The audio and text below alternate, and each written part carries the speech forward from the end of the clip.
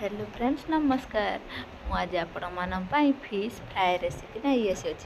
ये प्रथमे माछर जो फ्राएटा बनइबा से मुझे प्रथमे माछ को भल भाव भाजी नौची आवश्यक अनुसार माने टमाटो पियाज अदा रसुण पेस्ट लंका गुंड लुण हलदी गुंड मुझे सजेक नहीं आसी प्रथमे कड़े बसईकि मो पियाजटा को भल भाव ब्राउन कलर है पर्यंत भाजी देली से जो अदा रसुण पेस्टा को आड करदेली भल भाव टिके कषिदेला अदा रसुण पेस्टा टिके भल भाव कषिगले से जो काटिक रखि थे आप जो टमाटोटा ता देहरे आड करदे आ टमाटो को टिके से तेल आ मसला टिके कषिबे कषिले कारण जानी आजिकल मार्केट रे जो टमाटो मिलूँ माने बहुत टाइम लगुच पूरा माने मेल्ट होगापाई तो ये कषि देकी से आप कौन करें टे पानी आड करदे पानी आड करदेले कौन हम ना टमाटोटा जो सीझापी टे टाइम लगे तो से पानी आड करदे आपणकर आवश्यक अनुसार लुण हलदी आ जो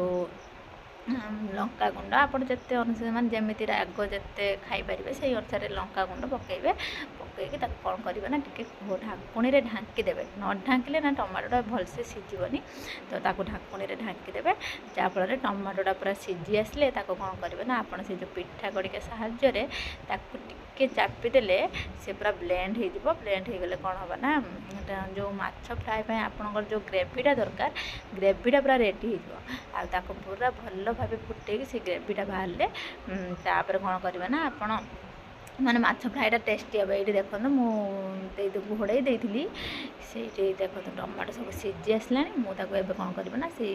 जो खड़िका साहाय्य मु ब्लेंड कर दूची ये ब्लेंड करदे ना पूरा से ग्रेवीटा ये देखो रेडी होगला पूरा टेस्टी टेस्टी ग्रेवी रेडी होगला आप जो रखि थे भाजिकी से जो माछ को देहरे आड करदे आपणकर माछ फ्राए पूरा रेडी हो गरमा गरम माछ फ्राए एक आप माने पखाड़ गरम जो धरे भी खाईपर कारण